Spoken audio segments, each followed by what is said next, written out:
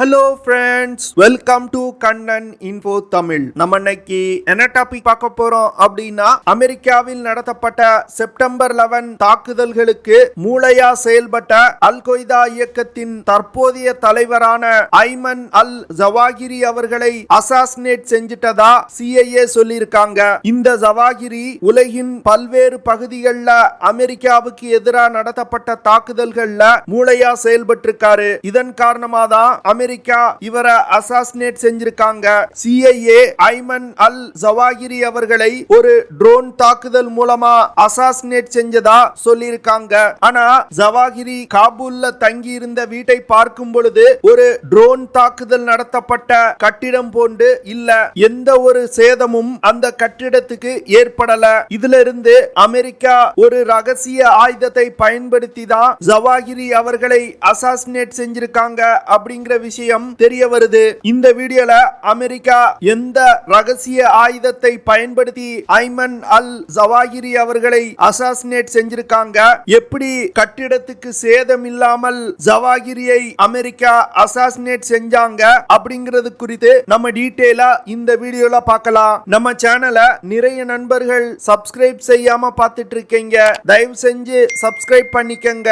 நீங்க பண்ற ஒவ்வொரு சப்ஸ்கிரிப்ஷனும் எனக்கு அடுத்த வீடியோஸ் போடுறதுக்கு ஒரு மோட்டிவேஷனா இருக்கும். 2011 பாகிஸ்தான்ல வச்சு ஒசாமா பின் லேடன் கொல்லப்பட்ட பிறகு அல் கொய்தா இயக்கத்தை ஐமன் அல் ஜவாகிரி அவர்கள் வழிநடத்தி வர்றாரு. ஜவாகிரி அமெரிக்காவின் CIA அமைப்பிடம் இருந்து தப்பிப்பதற்காக பல இடங்கள்ல தலைமறைவு வாழ்க்கை வாழ்ந்து வந்தார். இந்த சூழ்நிலையில அமெரிக்கா ஆப்கானிஸ்தான்ல இருந்து தங்களுடைய படையை திரும்ப பெற்றது. ஆனா தாலிபான்களிடம் அமெரிக்கா அல் கொய்தா இயக்கத்திற்கு ஆப்கானிஸ்தான்ல இடம் கொடுக்க கூடாது அப்படிங்கிற ஒரு கண்டிஷனோட தங்களுடைய படையை திருப்பி பெற்றாங்க.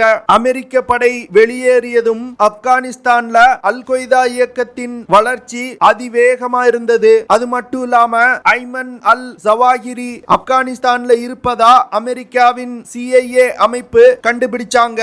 CIA அமைப்பு பல வருடங்களா ஜவாகிரியை அசாசினேட் செய்வதற்கு முயற்சி செய்து வந்துகிட்டு இருந்தாங்க.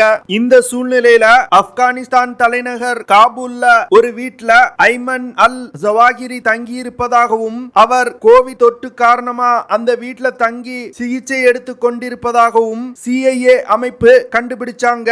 இதை தொடர்ந்து ஜூலை 31 அதிகாலையில ஜவாகிரி அவர் தங்கி இருந்த வீட்டோட பால்கனியில நின்று கொண்டிருக்கும் பொழுது அமெரிக்கா பிரெடேட்டர் B ட்ரோன்களை பயன்படுத்தி தாக்குதல் நடத்தி இருக்காங்க. பிரெடேட்டர் B ட்ரோன்கள்ல இருந்து 2 ஹெல்ஃபயர் மிசைல்கள் ஏவப்பட்டு ஜவாகிரி அவர்கள் அசாசினேட் செய்யப்பட்டதா அமெரிக்கா சொல்றாங்க. ஆனா ஊடகங்கள்ல ஜவாகிரி அவர்கள் தங்கியிருந்த வீட்டை காண்பிக்கும் பொழுது ஒரு மிசைல் தாக்குதல் நடத்தப்பட்ட இடம் போன்றே அது தெரியல.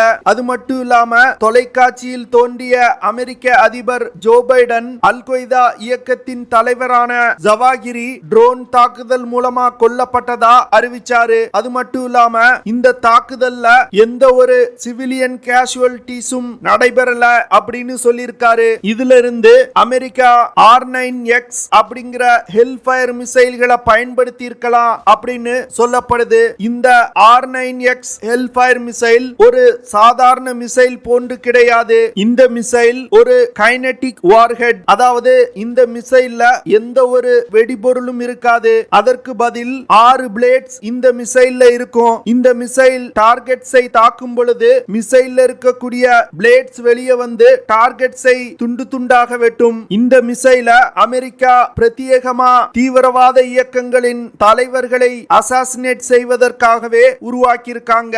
இந்த மிசைல நிஞ்சா மிசைல் அப்படின்னு சொல்லுவாங்க. இதற்கு காரணம் இந்த மிசைல் வெடிபொருளை பயன்படுத்தாமல் கூர்மையான பிளேட்ஸை பயன்படுத்தி தாக்குதல் நடத்துறதுனால. இது போன்ற செயல்பாடு காரணமா இந்த மிசைல்களை பயன்படுத்தும் பொழுது எந்த டார்கெட்ஸை அழிக்கணுமோ அதை மட்டும் பின் பாயிண்டா தாக்கி அழிக்க முடியும். இதன் காரணமா R9X ஹெல்ஃபயர் மிசைல்களை ஜன நெருக்கடி உள்ள இருக்கக்கூடிய டார்கெட்ஸை தாக்குவதற்காகவே அமெரிக்கா பிரத்யேகமா உருவாக்கி இருக்காங்க. இந்த மிசைல்கள் மூலமா அதிகமான கொலாட்ரல் டேமேஜ் தவிர்க்கப்படுது. இந்த மிசைல அமெரிக்கா 2017 வருடத்திலிருந்து பயன்படுத்தி வருவதாகவும் 2019 2019 தான் இது போன்ற மிசைல் தங்களிடம் இருப்பதா அமெரிக்கா அறிவிச்சாங்க. ஆனா தற்போது வரைக்கும் இந்த மிசைலோட செயல்பாடு குறித்து அமெரிக்கா எந்த ஒரு தெளிவான விளக்கத்தையும் கொடுக்கல.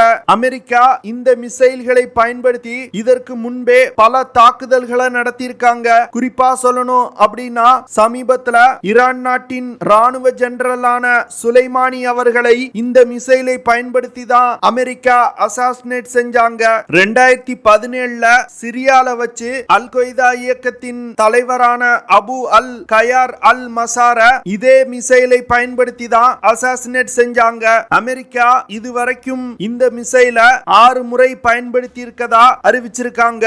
அமெரிக்கா R9X hellfire மிசைல பிரெடேட்டர் B ட்ரோன்கள்ல இணைச்சிருக்காங்க. இந்த ட்ரோன்கள் அதிநவீனமானது. பிரெடேட்டர் B ட்ரோன்களை இந்தியா அமெரிக்காவிடம் இருந்து வாங்குவதற்கு பேச்சுவார்த்தை நடத்திட்டு இருக்காங்க. இந்தியா 30 பிரெடேட்டர் B ட்ரோன்களை அமெரிக்காவிடம் இருந்து வாங்கி இந்திய தரைப்படை, விமானப்படை மற்றும் கடற்படையில பயன்படுத்த திட்டமிட்டிருக்காங்க.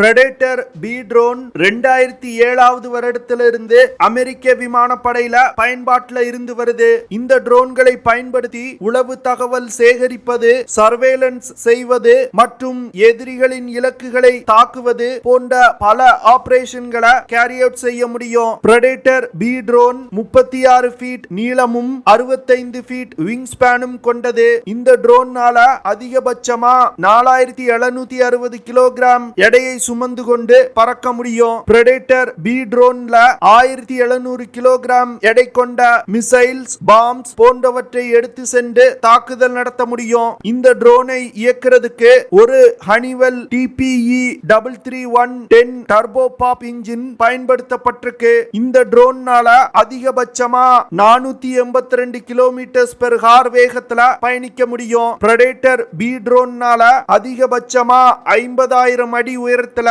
தொடர்ந்து 14 மணி நேரம் பறக்க முடியும். இந்த ட்ரோன்னால தொடர்ந்து 1900 கிலோமீட்டர் தூரம் வரைக்கும் பறக்க முடியும். இந்த ட்ரோன்ல ஹெல்ஃபயர் மிசைல்கள் தவிர GBU-12 Paveway laser guided bombs, joint direct attack units, air to air Stinger ATAS missile போன்ற பல ஆயுதங்களை எடுத்து சென்று தாக்குதல் நடத்த முடியும். இந்த ட்ரோனை அமெரிக்கா பிரத்யேகமா தாக்குதல்களுக்காகவே உருவாக்கி இருக்காங்க.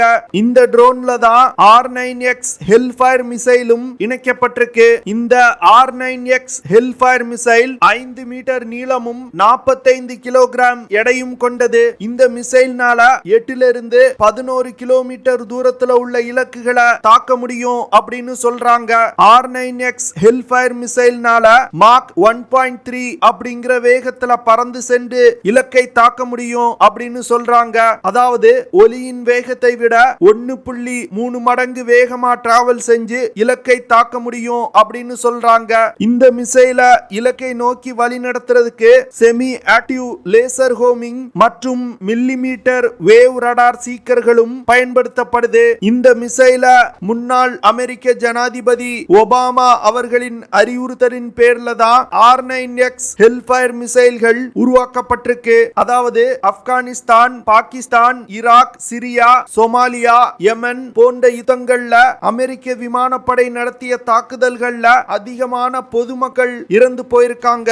அதனால பொதுமக்களின் இறப்பை குறைப்பதற்காக ஒபாமா அவர்களின் அறிவுறுத்தலின் பேர்ல இந்த R9X hellfire மிசைல் டெவலப் செய்யப்பட்டிருக்கு. அமெரிக்காவின் உளவு அமைப்பான CIA மற்றும் பென்டகன்ல இருக்கக்கூடிய அதிகாரிகள் டார்கெட்டட் அசாசினேஷன்ஸ் R9X hellfire மிசைல்களை பயன்படுத்தி உலகின் பல இடங்கள்ல நடத்தி இருக்காங்க. ஆனா CIA R9X hellfire மிசைல்களை அசாசினேஷன்ஸ்க்கு பயன்படுத்தவே இல்ல அப்படின்னு இதுவரைக்கும் சொல்லி வர்றாங்க.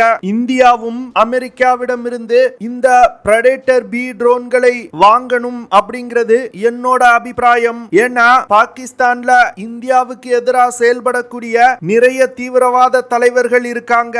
குறிப்பா ஹபீஸ் சையத்தை சொல்லலாம். இவர் பாகிஸ்தான் ஆக்குபைட் காஷ்மீருக்கு அடிக்கடி விஜயம் செய்றாரு. இந்த சூழ்நிலையில இந்தியாவிடம் பிரெடேட்டர் B ட்ரோன் இருந்துச்சு அப்படின்னா இந்த ட்ரோன்ல இருந்து R9X hellfire மிசைல்களை பயன்படுத்தி ஹபீஸ் சையத் போன்ற தீவிரவாத தலைவர்களை இந்தியாவும் அசாசினேட் செய்யலாம். இல்லனா ஏன்னா இதே போன்ற கேப்பபிலிட்டி கொண்ட ட்ரோன் மற்றும் மிசைல இந்தியா டெவலப் செய்யணும். இது வரும் காலத்துல பாகிஸ்தான் ஆக்குபைட் காஷ்மீர்ல இருக்கக்கூடிய தீவிரவாத முகாம்களையும் தாக்கி அழிப்பதற்கு இந்தியா பயன்படுத்த முடியும். ஓகே ஃப்ரெண்ட்ஸ், நம்ம வீடியோவோட நிறைவு பகுதிக்கு வந்துட்டோம். இதெல்லாம் தான் நான் உங்ககிட்ட ஷேர் பண்ணணும் அப்படின்னு நினைச்ச விஷயங்கள். ஐ ஹோப் நான் ஷேர் பண்ண விஷயங்கள் உங்களுக்கு பிடிச்சிருக்கும்னு நினைக்கிறேன். அப்படி பிடிச்சிருந்துச்சுன்னா ஷேர் பண்ணுங்க, லைக் பண்ணுங்க, கமெண்ட் பண்ணுங்க. மறக்காம நம்ம சேனலுக்கு சப்ஸ்கிரைப் பண்ணுங்க. அப்படியே அந்த பெல் நோட்டிபிகேஷனை கிளிக் பண்ணி ஆல்ங்கிற ஆப்ஷனை எனேபிள் பண்ணிக்கங்க. See you in the next video. Jai Hind.